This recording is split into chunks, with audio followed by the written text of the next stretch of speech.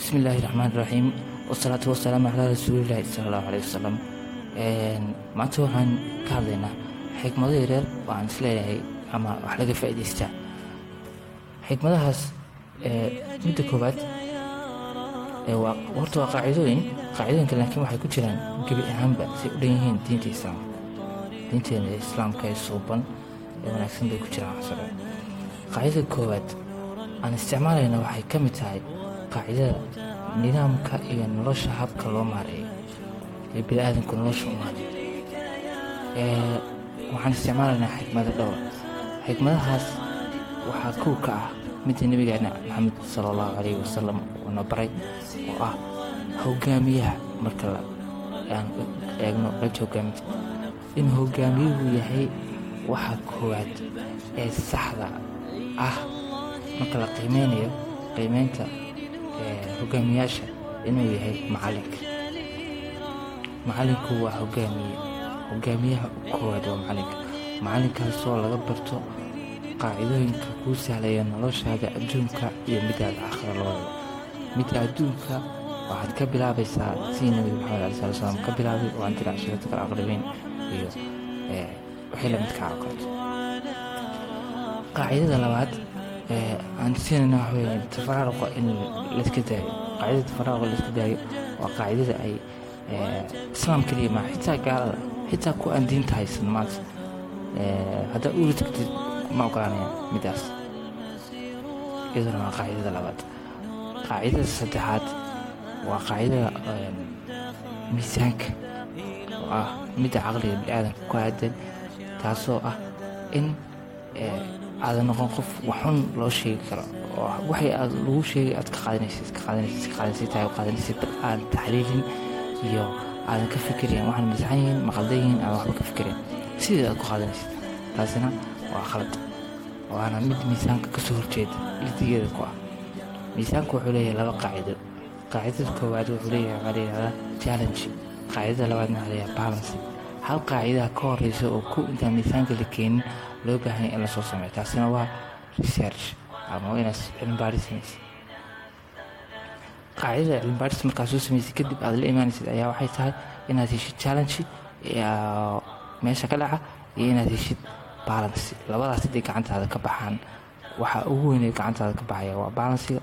challengega wax micnaa male inuu gacantaada ka baxo, laakiin balansiga hadduu gacantaada ka baxo ma controleysid, kadibna waxaa lagu balansi garaynayaa ama lagu cabirayaa waxay aad adugu aadan u baahnayn oo kaleeto. haddii aad rabtid nus kiilo inaad cabiratid, qaybta nus kiilada birta ah maaha midaad cunaysid adugu, laakiin waxaad cunaysaa qaybta kale xagga ka saaran. nus kiiladaas inay balansi noqoto oo sidii aad ka rabtay ee saxda ah ay noqoto. haddii aysan gacantaada ku jirin waxaa laga yaabaa inaad heshid rubac ama kiilo ama ka badan ama ka yar. taasina waa qaacidada labaad. qaacidada saddexaad waa loobiga ama loolanka ama ololaha. waan ka soo qaadaynaa ololaha maxaad u ololeynaysaa? waa inaad naftaada iyo maalkaaga iyo hantidaada iyo waxaad haysatoo dhan baad ku bixaysaa sidii aad ugu ololeyn lahayd in wax kasta la sheego, xitaa niyadaada waa inay soo gashaa.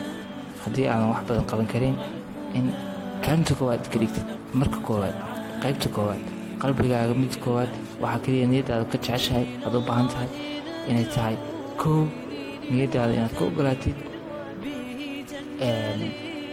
xagga wanaag iyo dadka inaad wanaag la samaysatid oo wax fiican aad abuuratid. waana qaacido muhiima, boqolkiiba boqol aad iyo aad muhiim u ah dadka noloshoodana wax badan ka bedelaysa. qaacidooyinka noocaas oo kaleta ummadda islaamka wax badan bay ka bedelayaan. qaacidada tad aan hadda ka hadlayn haddaan faahfaahin yar ka bixiyo, loobiga haddaan faahfaahin ka bixino waxaa weyaan waxa aad nimanka hadda dadka gaalada iyo meelaha jooga waxay loobiga u isticmaalaan si ay iyagu waxa ay damcaan ay ugu ololeyn lahaayeen, kadibna ay u samayn lahaayeen baahin, suuqgeyn, encouragement ay ku samayn lahaayeen, kadibna lacag iyo hanti iyo maal iyo wax fara badan ay ku bixin lahaayeen sidii wax aan adiga macno kuu lahayn laakiin iyaga macno fara badan u leh ay adiga kugula loolami lahaayeen, kula dagaalami lahaayeen. annagu hadda loobi haddaan doonayna inaan samaysano oo ka wanaag ahaan ah oo qaybta wanaag ahaan isticmaalayno waxaan isticmaalaynaa loobi inaan helo marka u koowaad si ay nooga caawiso inaan wanaag baan ku shaqayno. midda koowaad waa inaan helaa encouragementkii, kadibna waan helaa inaan samaysano balaankaasoo midka koowaad, midka labaad, midka saddexaad, midka afraad aan u samayno qaacidooyin fara badanna aan u dhisno loobiga aan samaysanayn. waa midda labaad aan raadinayna waa inaan cilmi baaris soo samaynaa, research aan samaysanaa, kadibna waa inaan hirgelinaa waxyaalo fara badan, hantideena ku bixinaa. haddii loo baahan yahay in maanta loobi laga sameeyo wadanka Soomaaliya oo kaleeto meel aanan ka filayn ay loobiga laga soo gelinaya. maanta haddii la rabo in digaag kale oo ishirdiyey laga sameeyo loobi, waxaa keliya ku bixi kara kharash warbaahineed oo aan badnayn iyo kharash loo celinayo ciddii digaagadahaas lahayd. kadib si digaagado fara badan oo Soomaaliya ku dhaqan dadka haystay ay isugu dayaan in digaagadahan ay ishirdiyaan si ay u helaan sumcad, sharaf, hanti fara badan iyo wax badan ay ugu tabcadaan. waana sida midda kubadda cagta oo kaleeto ku salaysan. kubadda cagta waxyaalaha ay qabato waxaa ka mid ah kow, waxay qabataa in dadka wadamada kubadda cagta aadka looga xiisay, aadka loo bumbuunayo, dadkoodu camal kale aysan qaban, dowladda aysan faragashan, afaaraheeda aysan ka hadlin, ka aamusaan. sii jeedinta ummadda iyo mashquul ahaan. midda labaad waxa weeyaan lacag baa laga sameeya. lacagta laga sameynaya waxa weeyaan qorshihii la dejiyey ayaaba lagu dhisaangeliyey. midda tan waa in dadka lagu mashquulin karo, in talabaad lacag laga heli karo, lacagtaasoo xitaa dalka gudihiisa maa xitaa dalka dibadiisa ka soo xaran karto, in loo samayn karo bumbuunin. warbaahinta isboortiga samaysaa way ka qaalisan tahay midda wararka caadigaa samaysaa. xitaa markaad aad u fiirisid, si fiican u fiirisid, way ka qaalisan tahay, way ka lacag badan tahay. dadkan ciyaaraya ciyaartooyda in ay dadku meeshii ay ku hamin lahayn hankooda u gaari lahaa inay noqdaan madaxda dalka, xukumi lahayd waxyaala fara badan oo khaldan bedeli lahayd, in aysan taasoo dhan ku fekerin. sababtaa waxyaalaha madaxtinimada loo helo ama loo raadiyaan ka wadaa ayaa qaybta koowaad waxaa nalaga dhaadhiciyay inay tahay hanti. sidaa darteed kubadda cagtaaba ka hanti badan madaxtinimada.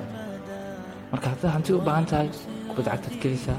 madaxweynayaasha oo dhan waxaa ka sumcad badan hal qof oo ciyaaryahan sumcadda iyo lacagtiisa iyo markaad eegtay sida ugu dhaqmaya karto si loo bumbuuniyo jaraa'idada. midda labaad waa midda saddexaad baan leeyahay waxay noqonaysaa midda afraad warbaahin, inaad wixii baahin kartid kadibna meesha doontid aad geen kartid. waxaas waa waxyaalo fara badan oo qaacida aad leeyahay loobigu, laakiin qaybta wanaagsan marka isticmaalayo waa inaan u isticmaalaa sida ummadda Soomaaliyeed maanta iyagu isnacsan loobi iyaga isjeclaysiinaya. qofka Soomaaliya soo dhaweeyo oo kaleeto in taageero loo fidiyo, dadka dhibaataysan oo kaleeto taageero loo fidiyo, meel laisugu yimaado ay jirto la sameeyo loobi dadka oo dhan ka dhexeeya wax bedeli kara in la heli karo. intaasaan kusoo gabagabeynaya. xikmaduhu waa fara badan yihiin, bini'aadanka maskaxdiisa waxaa ku jira fara badan yihiin. saa darteed sii jeed falaadha xagga u jeeda, kadibna soo jeed falaadha kale xagga u jeeda. waa sidii xarig jiga oo kaleeto 25 sannadood iyo 25 sannadood waa 50 sannadood. waa inaad heshaa baalansi 30 sannadood iyo 20 sannadood. haddaad ka heshidna waad khasaaraysaa baalansigaas mar kasta waxaa badan qaybta 30 sannadood. asalaamu calaykum waraxmatullaahi wabarakaatu.